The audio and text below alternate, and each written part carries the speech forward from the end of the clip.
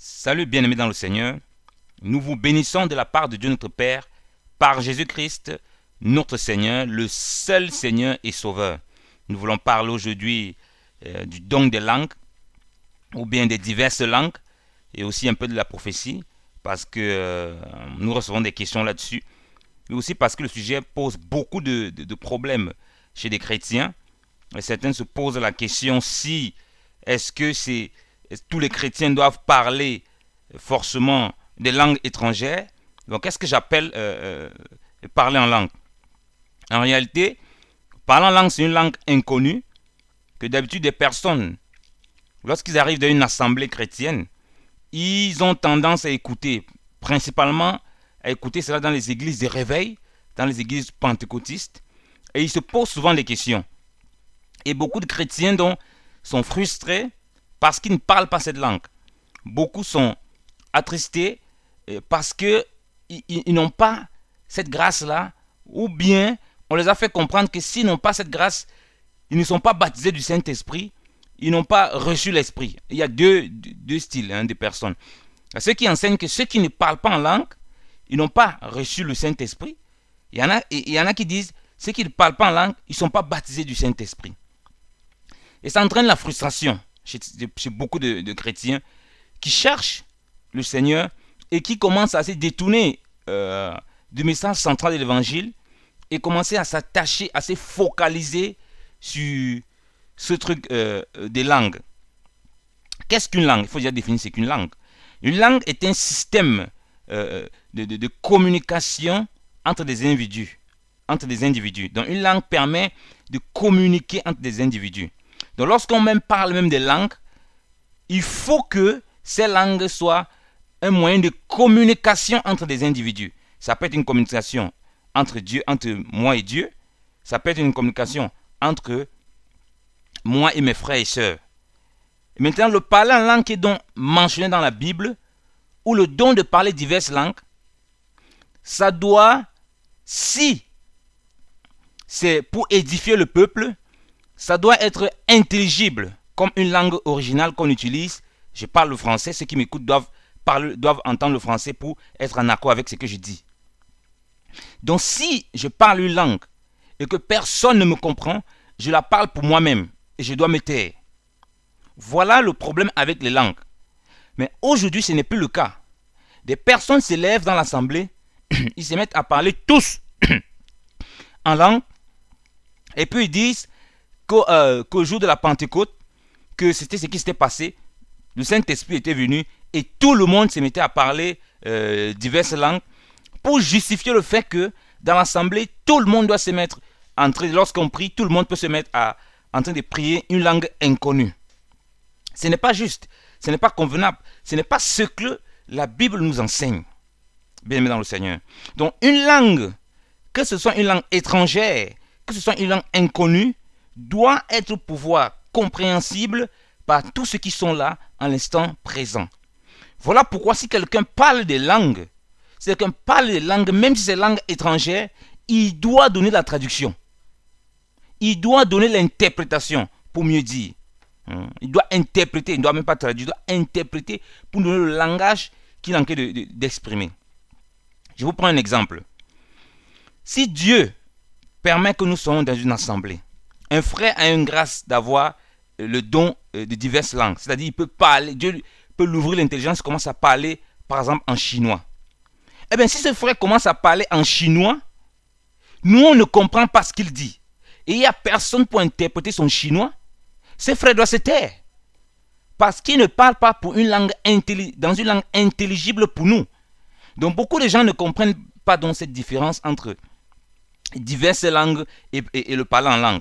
Que tu parles diverses langues ou bien que tu parles en langue, tu es en train de parler dans une langue inconnue au peuple de Dieu et il faut qu'il y ait l'interprétation. Donc si tu commences à parler le chinois, nous on ne va pas rester t'écouter. Qu'est-ce qui nous prouve qu'en chinois là tu n'es pas en train de maudire Dieu? Rien. Donc il faut qu'il y ait des personnes, soit les Chinois qui sont dans l'assemblée, qui vont être touchés, qui vont être édifiés et qui vont nous traduire. Ou bien qui vont nous interpréter ce qu'il dit.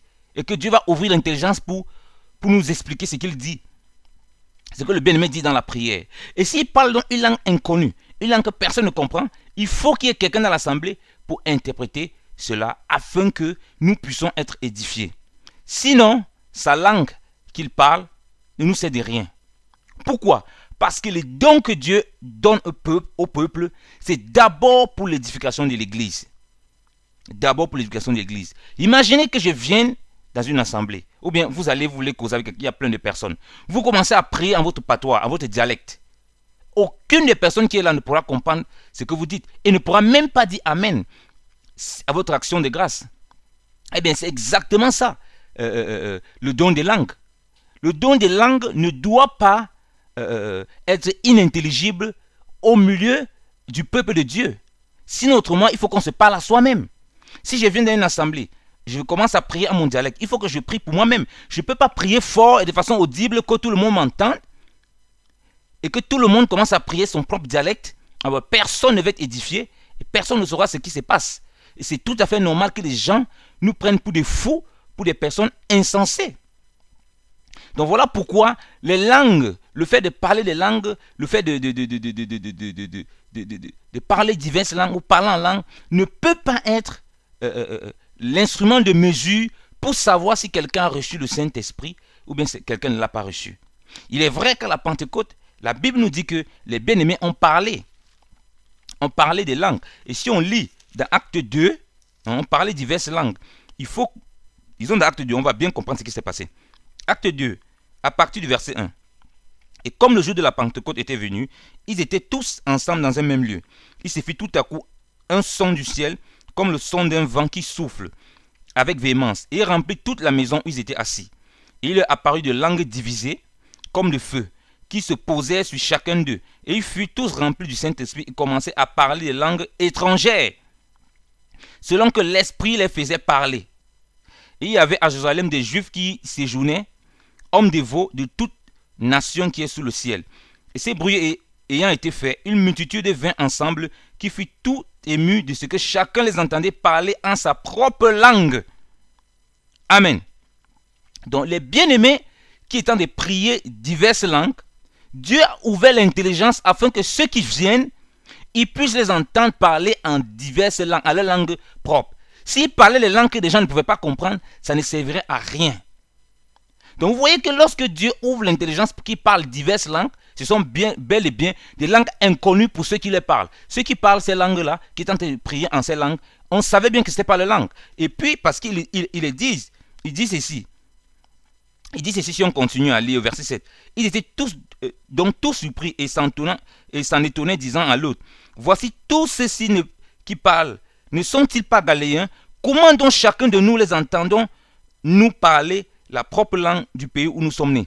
Donc on savait que ces frères étaient Galiléens, donc ils ne parlaient pas le dialecte des autres peuples. Mais ils se mettent à parler le dialecte, ils se mettent à parler la langue des autres peuples. Donc Dieu a ouvert l'intelligence pour que ceux qui reçoivent cette parole puissent entendre ces frères en train de dire les merveilles de Dieu dans leur propre langue. Autrement, les langues qu'ils disaient étaient inintelligibles et ne servaient à rien. Donc voilà pourquoi lorsque tu dis que tu veux parler des langues, que ce soit une langue intelligible qui t'est inconnue, par exemple moi je suis camerounais, je parle mon dialecte, je parle anglais et français. Si je me mets à parler espagnol dans une assemblée, il faut que Dieu ouvre l'intelligence des personnes qui sont là, ceux qui parlent espagnol, et qui puissent saisir le message de Dieu et puis bénir Dieu. Et les gens qui sont autour de moi vont confirmer que ce frère-ci ne parle pas espagnol, ce n'est pas son dialecte, il n'a jamais appris l'espagnol. Et là, ce frère peut être béni du Seigneur et peut saisir réellement que cette langue est utile pour l'édifier. Par exemple, Dieu avait besoin de donner une révélation, peut-être il doutait de Dieu, peut-être il ne croyait pas. Et là, il vient à la connaissance du Seigneur. Et la langue, quand elle devient intelligible, elle devient donc une prophétie. C'est-à-dire parler sous inspiration divine. Lorsque la langue n'est pas intelligible, la personne qui parle cette langue doit se taire. Donc Dieu ici accomplissait, quand il donnait la prophétie, quand il donnait les langues, accomplissait une prophétie déjà, premièrement. Et ce que beaucoup de personnes ignorent. Donc il voulait que les personnes qui étaient des Juifs répandus sur toute la terre puissent entendre les bien-aimés dans le Seigneur, adorer Dieu dans leur langue, dans leur propre langue, sans jamais avoir parlé leur langue, sans jamais avoir été dans leur pays, sachant que c'est des gens qui sont des Galiléens. Comment ils font? Donc, le but de Dieu, c'est ça. Les langues, ce n'est pas pour t'édifier personnellement toi-même. D'abord, premièrement. C'est d'abord pour l'édification commune. Voilà pourquoi si tu n'as pas l'interprétation de langue, tu dois te taire à l'assemblée. Ou bien tu te parles à toi-même. Tu ne dois pas faire du bruit. Comme on voit aujourd'hui, un prédicateur, il commence à prêcher. Quand il commence à prêcher, pam, il tombe, il commence à prier en langue. Blablabla. Et puis, il revient encore dans le message. Ah, ça ne va pas. Ça, c'est du folklore. Ça, c'est de la comédie. Il faut arrêter ça. À cause de ça, beaucoup de gens sont scandalisés lorsqu'ils viennent dans la maison du Seigneur. Comme je vous l'ai dit, les langues d'abord, revenons au départ.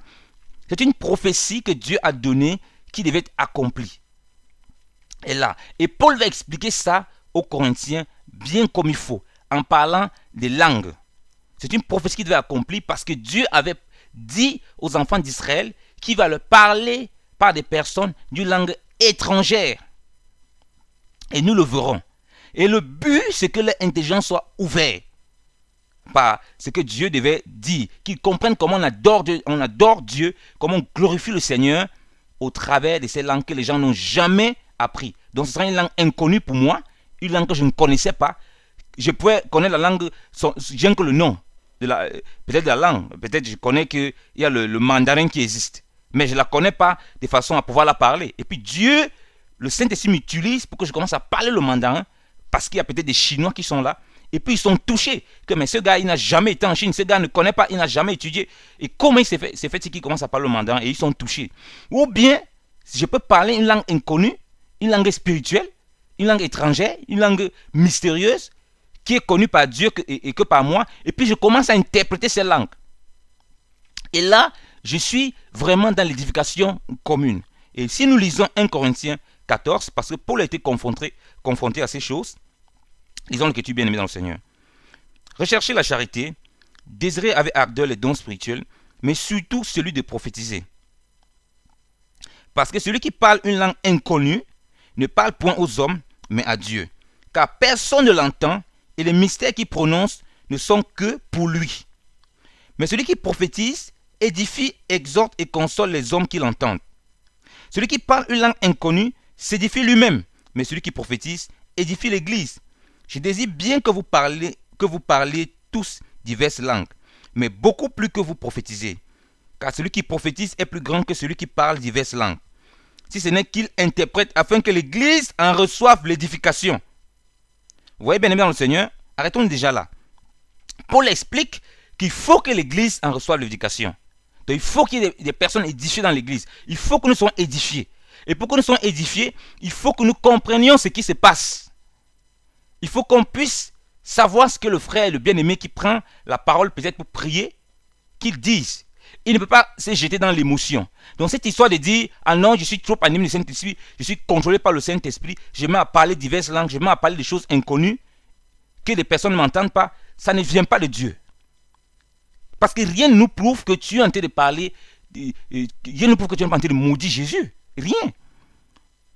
La plupart des faux prophètes, ils le font beaucoup. Des faux enseignants. Ils sont toujours en train de parler des choses bizarres, publiquement, pendant l'adoration, pendant la prédication, ils sont toujours... Mais personne ne comprend ce qu'ils disent. Qu'est-ce qui ne prouve pas qu'ils sont en train de dire que Jésus est anathème? Qu'est-ce qui prouve qu'ils que... Qu'est-ce qui nous prouve qu'ils sont en train de blasphémer contre le Saint-Esprit? Et d'autres maintenant, parce qu'ils n'ont pas l'interprétation des langues, qu'est-ce qu'ils font? Puisqu'ils veulent à tout prix parler des langues, ils installent des personnes dans l'église. Ah, toi tu seras prophète, toi tu seras telle personne, des personnes qui le connaissent bien. Ils viennent, ils commencent à parler la langue. Blablabla,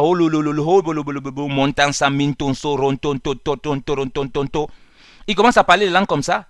Le prophète, celui qu'on a désigné prophète dans l'assemblée, se met dans un coin, il commence à interpréter. Et lorsqu'il donne les interprétations, c'est des interprétations qui n'ont aucun sens. Imaginez, regarde, je vais vous donner une interprétation de ce qui se fait souvent dans l'assemblée. Quelqu'un tombe en transe, il commence à parler. Voilà la personne l'autre qui vient interpréter. Je suis au milieu de vous, mes enfants. Je suis au milieu de vous. Il refait encore. Voilà celui qui interprète encore. Pour parler du prédicateur. Mon fils, je t'adore. Mon fils, je t'adore. Donc Dieu commence à adorer ses créatures. Vous voyez? Ou bien quelqu'un va encore rentrer dans un genre de langue. Après, il commence à prophétiser sur les choses de la... Il commence à interpréter en parlant des choses de la terre. Dieu me dit que tu seras un homme béni. Dieu me dit que tu vas voyager. Dieu dit par la bouche du frère que tu seras un homme riche. Ou bien, il utilise encore ces histoires de langue pour mettre le peuple dans la captivité. Par exemple, un pasteur ou bien des bien-aimés, il sait que les gens voient ses magouilles. Il tombe aussi en transe encore. Et puis, le prophète commence à interpréter. Donc le prophète que lui, il a coopté, il a mis à côté de lui pour interpréter ses bêtises. Il commence à dire, hein, malade celui qui touche à l'homme de Dieu. Malade celui qui touche à loin de Dieu. Je suis l'Éternel. C'est moi qui garde mes soins. Des fausses prophéties. Des faux parler en langue. Tout ça pour vous mettre sur le joug. Tout ça pour vous détourner de la vérité, bien aimé dans le Seigneur. Parce que les gens veulent tellement le sensationnel qu'ils vous enseignent ces choses-là. Donc Paul explique que les langues sont là pour édifier le peuple. Voilà pourquoi le jour de la Pentecôte, ils ont parlé ces langues. Il fallait qu'ils édifient le peuple qui ne connaissait pas le Seigneur et que ces gens viennent à Christ. Et là, ces langues devenaient de la prophétie, c'est-à-dire parler sous inspiration divine. Et quand Dieu parle sous inspiration divine, c'est un langage audible et compréhensible. Donc ce n'est pas un langage de sous, ce n'est pas un langage incompréhensible, non. Là, ça ne va pas. Et maintenant, Paul continue à partir du verset 6. Maintenant donc, mes frères, si je viens à vous et que je parle des langues inconnues, que vous servira cela si je ne vous parle pas par révélation, si je ne vous parle par révélation ou par science ou par prophétie ou par doctrine. Donc vous voyez bien aimé dans le Seigneur, Paul nous a donné les Écritures. Il disait, quand il écrivait les épîtres, est-ce qu'il parlait un langage inconnu? Il les écrivait, même son langage était difficile à saisir, il écrivait dans un langage intelligible, bien qu'on savait que c'était les choses spirituelles qu'il pouvait comprendre. Il dit, mais si je viens, je ne vous parle pas par révélation, je ne vous parle pas par machin, et que je commence à prier, faire du désordre là, mais ça va vous servir à quoi? Ça va vous servir à rien. Il dit, de même si les choses inanimées qui rendent leur son, soit un hautbois, soit une harpe, ne forment des tons différents, comment connaît-on ce qui est sonné sur le hautbois ou sur la harpe? Et si la trompette rend un son qu'on n'entend pas, qu'est-ce qui se préparera à la bataille? Vous voyez bien aimé dans le Seigneur, il dit, si la trompette rend un son qu'on n'entend pas, alors qui est-ce qui va se préparer pour aller en guerre? Ça veut dire que si ce que tu dis, nous on ne comprend pas ton langage, comment on va savoir ce que le Seigneur est en train de nous demander comme instruction? Parce que dans la prière, on est aussi censé consoler. Dans la prière, on est aussi censé édifier. Dans la prière, on est aussi censé bénir. Et dans la prière là, il y a les gens, par exemple, il y a des gens qui prient pour envoyer le feu sur leur prochain. Et c'est des choses qu'on interdit. C'est des choses que quand moi j'ai plusieurs fois entendu, j'ai repris ces personnes qui faisaient ces choses. Il y a des gens qui prient pour que les ennemis meurent. Des prières autant abominables. Ils le disaient dans un langage connu. Bon, imaginez que ce soit aussi la même chose sur les parler en langue. On ne le sait pas. Tu vas dire Amen alors que quelqu'un est en train de prier pour que le pasteur meure, quelqu'un est en train de prier pour que des frères et sœurs meurent, quelqu'un est en train de prier pour que des malédictions tombent sur des gens, que fait des prières autant abominables. Non. Ça peut être Satan qui parle au travers de lui. Comment on va le savoir? On ne le sait pas. Alors s'il veut parler à lui seul, qu'il aille dans son coin, et qu'il parle sa langue, et que ce soit dans un langage inintelligible pour lui là-bas, oui, il a le droit. Mais s'il veut être au milieu du peuple de Dieu et qu'il veut prier de façon audible, il faut qu'il parle de façon intelligible. Parce que même par la prière, on édifie, on enseigne, on exhorte. Et il continue, au verset 9, de même si vous ne prononcez dans votre langue une parole qui puisse être entendue, comment entendons-on ce qui se dit? Car vous parlerez en l'air. Il y a, selon qui se rencontrent, tant de divers sons dans le monde. Cependant, aucun de ces sons n'est muet. Mais si je ne sais point ce qu'on veut signifier par la parole, je serai barbare à celui qui parle, et celui qui parle me sera barbare. Vous voyez bien aimé dans le Seigneur, il dit que si les gens restent dans les assemblées et qu'ils se mettent à parler des sons inexpliqués, on serait tous des barbares, tous des sauvages, tous des animaux. Et je peux vous dire que moi-même j'étais tombé là-dessus. Parce que lorsqu'on parle souvent sur ces choses, les gens ils croient que c'est parce qu'on est gris, on ne parle pas. Non, bien aimé dans le Seigneur. En 2008, j'avais invité quelqu'un à une assemblée que je fréquentais. Alors j'invite la personne. Lorsque j'ai invité la personne, puisque les églises réveillent, d'habitude, les gens prient toujours comme ça, à travers, en langue, partout. Alors on a commencé à demander de prier en langue, tout ça. Le pasteur s'est engagé, beaucoup de personnes sont engagées. J'étais à côté du bien-aimé que j'avais invité à l'assemblée. Je me suis moi-même mis aussi à prier en langue fortement. Mais après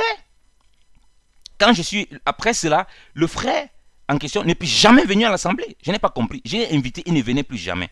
Mais je n'ai pas compris. J'ai demandé au Seigneur pourquoi quelqu'un qui était tant motivé n'a plus du tout envie de venir. C'est là où le Seigneur m'a dit, tu fais le travail de Satan. Je ne comprenais rien. Il dit, mais comment il peut faire le travail de Satan? Il dit, tu chasses les gens qui veulent venir à Christ.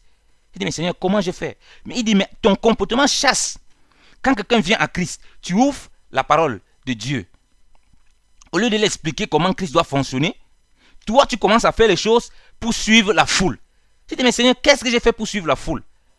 Il a commencé à m'amener en les langues. Il dit que, mais si tu parles les langues, tu parles les langues comme ça inconnues, tu ne seras-tu pas un baba pour celui qui vient, qui est étranger aux choses de Dieu, ou bien même pour le frère qui connaît les choses spirituelles, que tu dois parler un langage intelligible? C'est pour cela que cette personne n'avait plus du tout envie de venir à votre assemblée. Le Seigneur a commencé à m'enseigner ça, que vous parlez tous. J'ai commencé à comprendre que vraiment, si on n'a pas l'interprétation de ces choses, il faut qu'on se taise pour ne pas scandaliser les gens autour de nous. Tant ceux qui connaissent le Seigneur et ceux qui ne le connaissent pas. Ça peut arriver qu'on dit un mot ou deux mots sortent de nos bouches. Ça, c'est vrai. Mais en aucun cas que ça devienne une routine. La routine qui est installée dans les églises, là, ça ne vient pas de Dieu. Parce qu'il faut qu'on apprenne à se maîtriser. Certains disent, je ne peux pas me maîtriser quand je suis vraiment sous l'onction, je me parle en langue. Bien aimé, la maîtrise de soi est une vertu de l'esprit. Donc, on ne peut pas se cacher derrière ces propos. Au verset 12, il dit, ainsi, puisque vous désirez avec ardeur des dons spirituels, cherchez d'en avoir abondamment pour l'édification de l'église. Qu'est-ce qui est bon pour l'éducation de l'église? Le discernement, la prophétie. Regardez comment il y a tant de faux prophètes. Ils parlent tous en langue. Ça vous sert à quoi de parler en langue?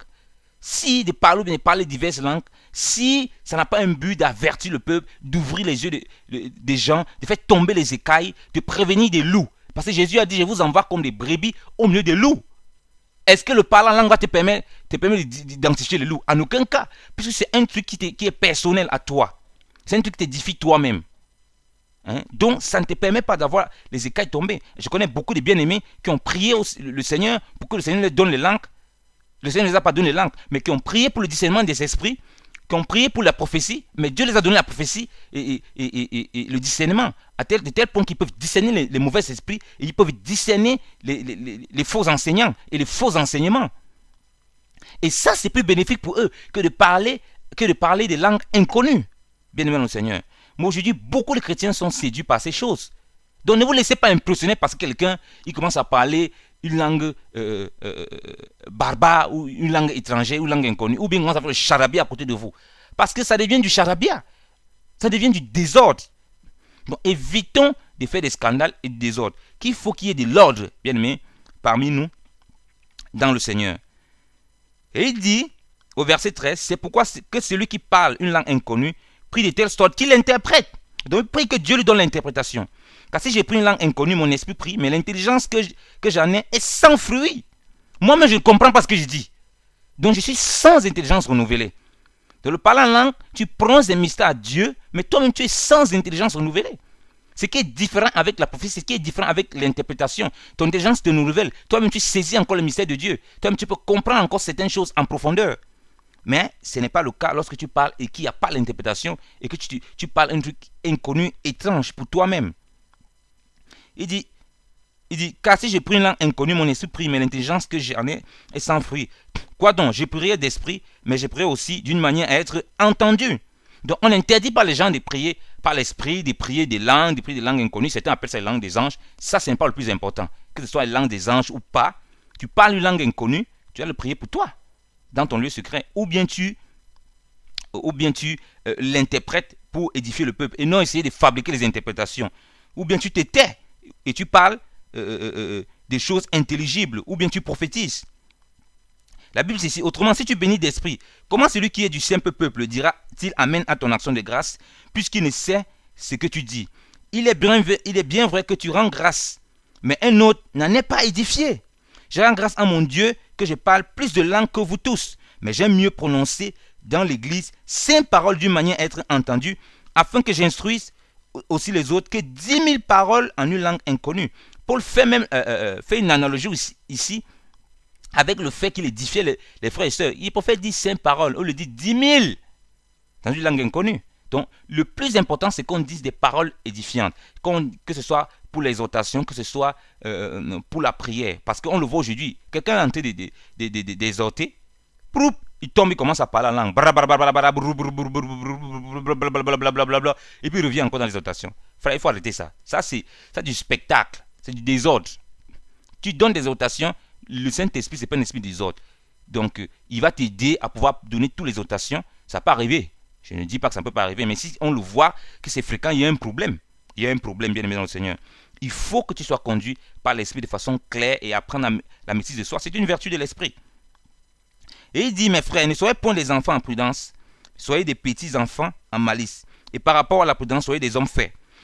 Il est écrit dans la loi, je parlerai à ce peuple par des gens d'une autre langue et par des lèvres étrangères. Ainsi, ils ne m'entendront point, dit le Seigneur. Amen. On revient à ce que j'ai dit depuis le départ. Donc, les diversités de langues, le don de langue a été fait pour parler aux enfants d'Israël, pour parler au peuple. C'est une prophétie que Dieu avait donnée dans la parole. Vous voyez? C'est pourquoi au jour de la Pentecôte, Dieu a fait d'une pierre 2 coups. Dieu a dit, je vais donner le Saint-Esprit, de Joël 2, 28, il a accompli cette prophétie, mais je vais aussi accomplir la prophétie des langues.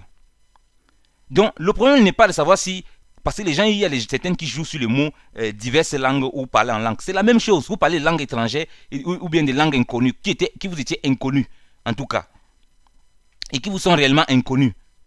Ça revient au même, c'est langue étrangère. Et Dieu dit, je parlerai à ce peuple. C'est pourquoi, au jour de la Pentecôte, ils ont parlé à ce peuple, comme cela. Et le peuple n'a point compris parce qu'il y avait, au jour de la Pentecôte, ceux qui se moquaient des disciples disant qu'ils sont remplis de vin doux, d'un vin doux qu'ils ont bu. Vous voyez? Et si on lit donc, si on peut commencer à lire le Deutéronome 28, verset 49, lorsque Dieu a annoncé aux enfants d'Israël les malédictions qui devaient tomber sur eux s'ils ne l'obéissaient pas, qu'est-ce que Dieu dit? Dieu dit au verset 49, l'Éternel fera lever contre toi de loin du bout de la terre une nation qui volera comme vos legs, une nation dont tu n'entendras pas la langue.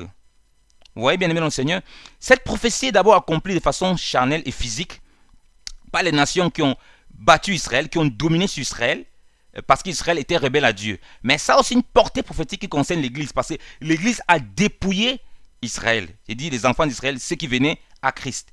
Et en ce jour donc, Dieu parlait aux enfants d'Israël au jour de la Pentecôte. Dieu les parlait par diverses langues pour qu'ils comprennent, dont la prophétie était accomplie. Voilà la nouvelle assemblée que je forme. Et je vous parle en langue. Je vous parle une langue étrangère. Et que vous entendez ce son-là.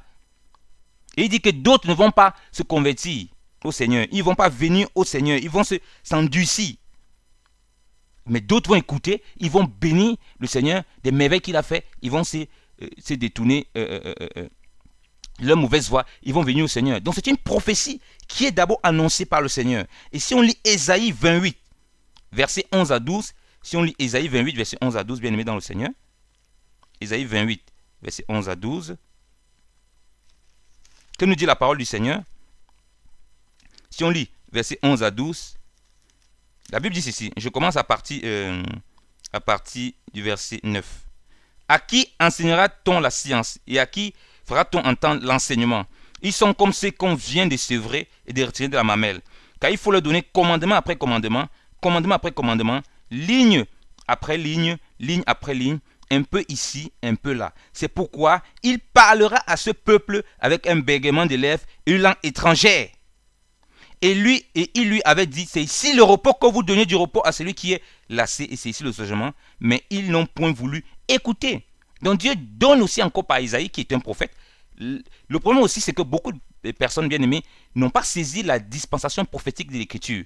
Voilà pourquoi ils prennent toutes les choses à la lettre physiquement et ils en font des dogmes. Donc, les langues qui étaient données le jour de la Pentecôte, ce n'était pas pour identifier que voilà le Saint-Esprit. C'est ça qui prouve que le Saint-Esprit est chez les chrétiens. Non, c'était une prophétie qui était d'abord accomplie. Et en même temps aussi, c'est vrai que Dieu, comme c'était nouveau pour les disciples du Seigneur, Dieu par ces choses leur permettait d'identifier certainement ceux qui ont reçu l'Esprit ou pas. Mais en aucun cas, c'est le moyen ou bien la chose qui prouve, ou bien le facteur qui prouve que tu as reçu le Saint-Esprit. Nulle part on vous dit que Apollos, qui était versé dans l'Écriture, priait, avait seulement connu le baptême de Jean. Mais regardez à quel point il connaissait les Écritures. Et lorsque Paul, Ananias lui a imposé les mains pour qu'il soit baptisé du Saint-Esprit, on ne vous dit pas que Paul a prié en langue. C'est ici quand Paul, dans 1 Corinthiens 14, Paul nous parle, c'est là on se rend compte que Paul a réellement prié en langue, prié de diverses langues. Déjà, il connaissait plusieurs langues. L'hébreu, le grec, et fort possible le latin. Donc, bien aimé dans le Seigneur, c'est pour ça qu'il faut saisir ces choses. Ce n'est pas les langues qui t'identifient que tu es rempli du Saint-Esprit. Éphésiens 5, et j'aime le répéter ce passage, il nous montre comment reconnaître quelqu'un qui est rempli du Saint-Esprit. La Bible dit ceci, Éphésiens 5, à partir du verset 18. Ne vous enivrez point de vin, dans lequel il y a la dissolution, mais soyez remplis de l'Esprit, vous entretenant par des psaumes, des cantiques, des chansons spirituelles, chantez, psalmodiant de votre cœur au Seigneur, rendant toujours grâce pour toutes choses au nom de notre Seigneur Jésus-Christ, à notre Dieu et Père. Amen. Donc, celui qui est rempli de l'Esprit, la preuve que quelqu'un est baptisé du Saint-Esprit, qu'il est rempli de Dieu, c'est que c'est quelqu'un qui rend grâce à Dieu, qui loue le Seigneur, quelles que soient les circonstances qu'il vit. Comme Paul et Silas l'ont fait quand ils étaient emprisonnés, dans Acte 16. Ils ont rendu grâce au Seigneur pendant la prison, alors qu'ils ont été fouettés, ils étaient mis en prison, pendant qu'ils étaient dans les tribulations, dans les troubles. Voilà ceux qui sont remplis de l'Esprit. Voilà les gens qu'on sait que Dieu est pleinement en eux. Quelle que soit la condition dans laquelle ils se trouvent, ils ne vont pas se mettre à piaffer contre Dieu, ils ne vont pas se mettre à critiquer Dieu, mais ils vont tout le temps chercher à rendre gloire à Dieu, à le louer, à l'adorer, malgré les persécutions, malgré les souffrances, malgré les difficultés. Mais ce n'est pas le cas aujourd'hui. La plupart des gens qui sont toujours en train de prier, il faut voir à quel point, comment ils passent le temps à critiquer Dieu, comment ils passent le temps à condamner Dieu, comment ils se plaignent devant Dieu. Et ils prétendent qu'ils sont remplis de l'Esprit. Donc ce n'est pas ça ce facteur. Si tu parles les langues, eh bien tant mieux. Si tu ne parles pas, ce n'est pas un problème. Cherche les dons les meilleurs, le discernement, surtout le don de prophétie. Voilà ce à quoi Dieu nous appelle, bien-aimés dans le Seigneur. Donc il ne s'agit pas d'aller chercher à parler des langues juste pour parler, ou juste pour nous faire plaisir. Et l'Écriture continue en disant ceci, à partir du verset de 1 Corinthiens 14. Je reviens sur 1 Corinthiens 14, à partir du verset 22. C'est pourquoi les langues sont pour si, non point aux croyants, mais aux infidèles. Je dis aux incrédules. La prophétie, au contraire, est un signe non pas aux infidèles, mais aux croyants. Donc pour nous, lorsque nous sommes dans le Seigneur, lorsque nous avons déjà cru, c'est la prophétie qui doit nous animer. C'est pour ceux qui doutent qu'il faut les langues. C'est pour eux qu'il faut des langues. Donc ce n'est pas pour ceux qui sont réellement, qui ont déjà compris, qui sont affermis, bien aimés dans le Seigneur. Et il continue en disant au verset 23, si donc toute l'église s'assemble en un corps et que tous parlent des langues étrangères et qu'ils rendent des gens du commun ou des fidèles, ne diront-ils pas que vous êtes hors du sens? Mais si tous prophétisent et qu'ils entrent quelqu'un infidèle ou quelqu'un du commun, il est convaincu par tous, il est jugé de tous. Et ainsi les secrets de son cœur sont manifestés de sorte qu'il se jettera sur face et adorera Dieu et publiera que Dieu est véritablement parmi vous. Amen. Donc bien aimé dans le Seigneur, Paul nous réitère ça, Dieu nous réitère cela, que si quelqu'un rentre, je vous ai dit que j'ai expérimenté ça, j'ai mis les personnes en dehors de l'assemblée, le Seigneur m'a dit tu fais le travail de Satan. Parce que tu invites quelqu'un dans l'assemblée, mais quand il vient auprès de toi, il t'entend parler des choses bizarres, il entend des gens à côté de vous, dans l'assemblée, majoritairement parler des choses bizarres qui l'effraient et qui pensent que mais, ce gars Yannick a perdu la tête. Il est complètement hors de sens. Et c'est exactement ça que nous faisons. Donc, ce sont de faire le travail de Satan. Ah oui, c'est le travail du diable. Parce qu'il faut qu'on obéisse à ce que le Seigneur nous a demandé. Si, oui, ça peut arriver qu'on parle d'une fois qu'il n'y a pas l'interprétation, on ne va pas être légaliste, on ne va pas être rigide, non. On ne va pas chercher à tout prix à faire un frère ou une soeur si la personne commence à vouloir parler comme ça. Mais ça ne doit pas être des règles de libertinage où chacun se met à prier par-ci par-là. Non, frères et sœurs dans le Seigneur. Donc, discernez ces choses. Tous ces prédicateurs que vous voyez sont tout le temps en train de vouloir parler. Ils sont au micro en train de chanter, tu dois parler en langue. Ils sont en train de prophétiser. Il y a un problème avec eux. Il y a quelque chose qui ne va pas. Il y a quelque chose qui ne va pas. Il y a quelque chose qui ne va pas.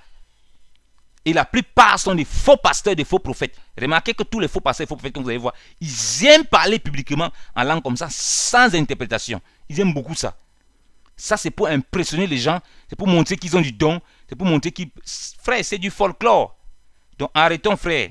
Donc, n'attirons pas la colère du Seigneur chez nous. Et soyons simples. Donc, Satan utilise beaucoup les personnes dans ces désordres. Donc, ne me dites pas que nous sommes remplis du Saint-Esprit. C'est comme au jour de la Pentecôte. Au jour de la Pentecôte, quand il parlait comme ça, c'était pour que les gens entendent dehors et que 3000 âmes soient sauvées. Est-ce que lorsque vous parlez le jour-là, lorsque vous parlez en assemblée, lorsque les gens viennent, les étrangers viennent, est-ce qu'ils sont convertis, ils sont touchés parce qu'ils entendent? Ils sont plutôt scandalisés parce qu'il n'y a pas l'interprétation de ce que vous dites. C'est normal qu'ils nous prennent pour des babas et des fous.